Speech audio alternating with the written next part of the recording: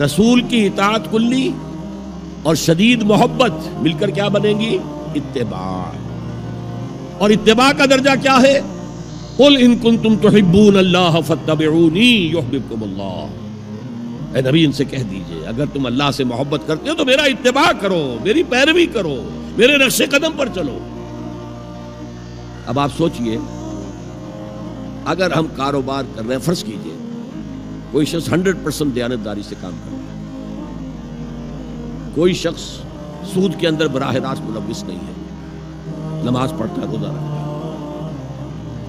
لیکن یہ اتباع نہیں کر رہا جو حضور نے جو کام کیا تھا کہ غلط نظام، طاغوتی نظام کو جڑ سے اکھاڑ کر پھینکا جائے اور اللہ کا دیا ہوا دین حق قائم کیا جائے، تو اتباع میں کیا حصہ ہے؟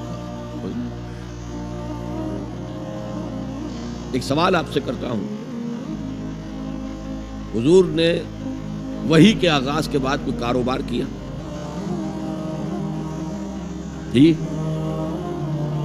آپ پہلے بہت اچھے تاجر تھے، بہت کامیاب تاجر تھے، اس وقت کا ایکسپورٹ امپورٹ، قافلہ لے کر جا رہے ہیں شام، قافلہ واپس لے کر آ رہے ہیں، لیکن جیسے ہی وحی آ گئی، یا ایھا المدثر قم فانذر وربک فکبر، اے لحاف میں لپٹ کر لیٹنے والے اب کھڑے ہو جاؤ، کمر کس لو، گرڈ اپ یور لائنز، اپنے مشن کا آغاز کرو. اس کا آغاز کیا ہے؟ انذار، خبردار کرو انہیں کہ زندگی یہی زندگی نہیں ہے، اصل زندگی آخرت کی زندگی ہے، اور قیامت کے دن تمہیں حساب جو ہے اپنا پیش کرنا ہوگا، جواب دہی کرنی ہوگی. You will have to face the ground accountability of the day of judgment. یہ انذار سے بات شروع کرو. وَرَبَّكَ فَكَبِّرْ، اور جو ہدف ہے مقصود کیا؟ اللہ کو بڑا کرو، یعنی اس کی بڑائی نافذ کرو. پارلیمنٹ میں بھی اس کا حرف آخری ہو، لِتَكُونَ كَلِمَةُ اللَّهِ هِيَ الْعُلْيَا، تاکہ اللہ کا کلمہ سب سے اونچا ہو.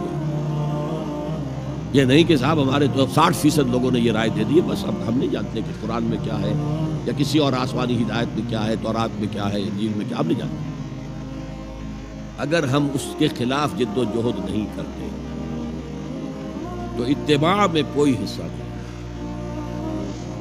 جو اطاعت تھوڑی بہت ہم کر رہے ہیں وہ بھی جزوی ہے، کلی نہیں ہے.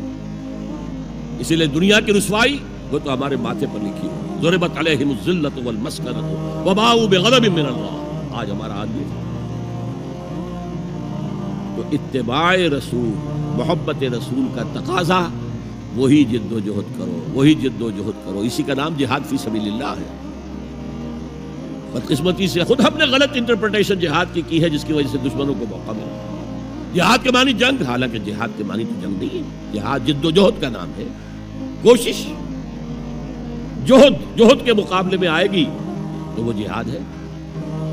جہد یک طرفہ ہے تو جہد ہے، اور دو طرفہ ہو رہی ہے، رسہ جو ہے آپ ادھر کھینچ رہے ہیں وہ ادھر کھینچ رہے ہیں، یہ جہاد ہے.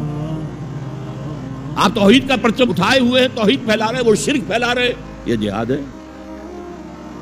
کوئی مغربی ڈیموکریسی چاہتا ہے، کوئی سوشلسٹ ڈیموکریسی چاہتا ہے، ان کے درمیان رسہ کشی ہوگی کہ نہیں ہوگی، یہ جہاد ہے. قتال تو جہاد کی 9 منزلہ عمارت میں جا کے 9ویں منزل پر قتال فی سبیل اللہ، اور یہ دونوں قرآن کی اصطلاحات ہیں. ہم نے جہاد کو بھی جنگ بنا دیا، تو پھر تو ہر شخص کو قرآن میں جنگ ہی جنگ نظر آئے گی. جہاں جہاد کا لفظ آیا جنگ، جہاں جہاد کا لفظ آیا جنگ. اسی سے تو ان کو موقع مل گیا. اے نبی آپ ان کافروں کی باتیں نہ سنیں، نہ ان کے باتوں میں آئیں، چاہے وہ صاف انکار کر رہے ہیں اور چاہے وہ کوئی مصالحت چاہتے ہیں کہ محمد کچھ نرمی دکھاؤ، کچھ ہماری مانو، کچھ اپنی منوا لو. یہ تم نے جو کل پیدا کر دی ہے، گھر گھر لڑائی ہو رہی ہے، اولاد ماں باپ سے جدا ہو گئی، بہن بھائی سے جدا ہو گیا، شوہر بیوی سے جدا، بیوی شوہر سے جدا.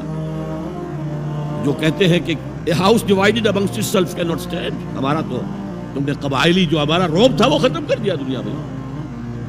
لہذا ایسا کرو، کچھ مصالحت کرو، کچھ اپنی منوا لو، کچھ ہماری مانو. قرآن نے کہا وَدُّوا لَوْ تُدْهِنُ فَيُدْهِنُونَ فَلَا تُطِعِ الْمُكَذِّبِينَ. ان کی بات نہ سنیے. تو جہاد تھا جو ہو رہا تھا، جس کے لیے میں نے رات تقریر کی ہے، جہاد بالقرآن. فَلَا تُطِعِ الْكَافِرِينَ وَجَاهِدْهُمْ بِهِ جِهَادًا كَبِيرًا. یہ سورہ الفرقان کی آیت ہے نمبر 52. اور شروع کیسے ہوتی ہے سورہ الفرقان؟ تبارک الذی نزل الفرقان علی عبدہ لیکون للعالمین نذیرا. بڑی بابرکت ہے وہ ذات جس نے اپنے بندے محمد پر صلی اللہ علیہ وسلم یہ الفرقان نازل کر دیا تاکہ تمام جہان والوں کو خبردار کر دے، انذار، اور وہ پوری نوع انسانی کے لیے انذار. اسی میں آگے آتا ہے اسی صورت میں فلا تطع الکافرین، اے نبی آپ ان کافروں کی باتیں نہ مانیں، نہ سنیں، نہ توجہ دیں.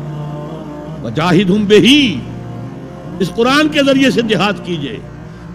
12 برس مکے میں قرآن کے ذریعے سے جہاد ہوا، تلوار تو نہیں اٹھی. الٹا حکم یہ تھا کہ چاہے تمہارے ٹکڑے کر دیں، چاہے تمہیں آگ میں جلا دیں. You don't have to raise hands even in self defense. کفو ایدیکم، اپنے ہاتھ بندھے رکھو، روکے رکھو، کوئی جوابی کارروائی نہیں. 12 برس. This was the order of the day.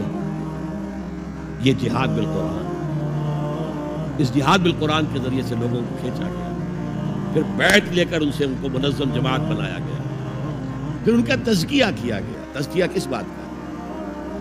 دل میں کوئی ولولہ، کوئی امنگ، کوئی حوصلہ، کوئی طلب، کوئی مقصود نہ رہ جائے سوائے اللہ کی رضا کے حصول کے اور آخرت کی فلاح کے حصول. جب تک پاک نہیں ہو جائے گا دل، جب تک دل سے ساری امنگیں، ساری ایمبیشن نہیں نکل جائیں گی سوائے اللہ کو راضی کرنا اور آخرت کی فلاح طلب کرنا، یہ ہے تزکیہ. یتلو علیہم آیاتہ ویزکیہم وَيُعَلِّمُهُمُ الْكِتَابَ وَالْحِکْمَةَ. اگر اس نقش قدم پر آپ نہیں چل رہے تو حضور کے ساتھ محبت کا دعویٰ باطل ہے. آپ مسلمان ہیں، ٹھیک ہے، آپ مانتے ہیں انہیں اللہ کا رسول، اور آپ درود بھی بھیج دیتے ہیں، نماز میں بھی درود ابراہیمی ہے، سب کچھ ہے، لیکن یہ ہے کہ اتباع رسول، محبت رسول کے بغیر نہیں.